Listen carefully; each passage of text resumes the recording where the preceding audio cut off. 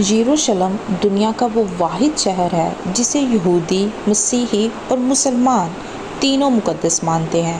یہودیوں کا عقیدہ ہے کہ یہ وہ جگہ ہے جہاں سے کائنات کی تخلیق ہوئی اور یہی پیغمبر حضرت ابراہیم علیہ السلام نے اپنے بیٹے کی قربانی کی تیاری کی تھی۔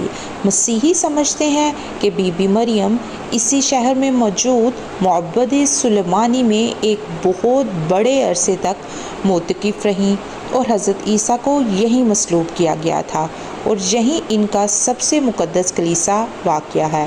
مسلمانوں کے اعتقاد کے مطابق پیغمبر اسلام نے معراج پر جانے سے قبل اسی شہر میں واقع مسجد اقصیٰ میں تمام نبیوں کی امامت کی تھی۔ یہی وجہ ہے کہ مسلمان اور مسیحی 1000 برس تک اس شہر پر قبضے کے لیے آپس میں برسرے پیکار رہے ہیں۔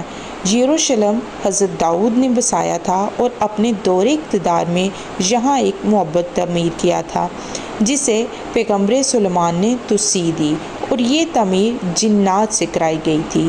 معبد یا ہیکل سلیمانی کو کم و بیش 500 قبل مسیح میں بابل کے بادشاہ بخت نصر نے تباہ کر دیا، جس کی دوبارہ تعمیر مشہور فارسی فرمانروا سائرس یعنی کہ ذوالقرنین کے ہاتھوں عمل میں آئی تھی۔ 70 عیسوی میں رومن حکمران قسطنطین اور ٹائٹس کے ہاتھوں ایک مرتبہ پھر ہیکل کو صفحہ ہستی سے مٹا دیا گیا تھا۔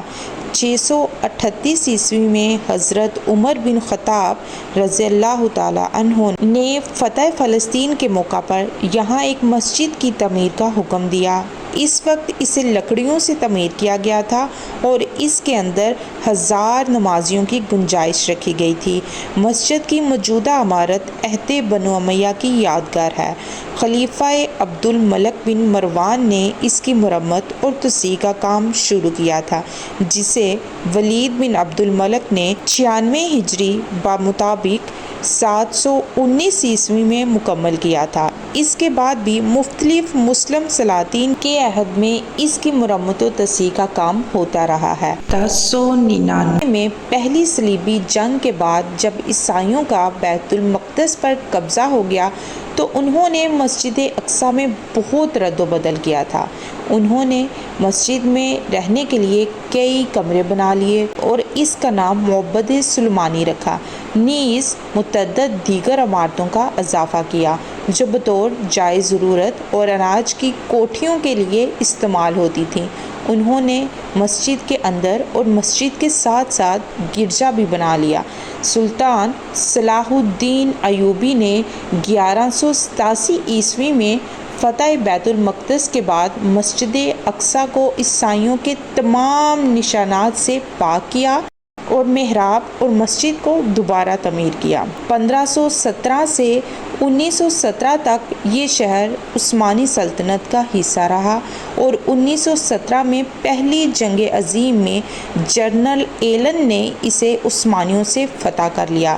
جنرل ایلن کے قبضے کے بعد شہر 3 دہائیوں تک برطانوی سلطنت میں شامل رہا اور اس دوران یہاں دنیا بھر سے یہودی آ کر آباد ہونے لگے اور آخرکار 1948 میں فلسطین کو اسرائیل کے نام سے ایک یہودی مملکت تسلیم کر لیا گیا۔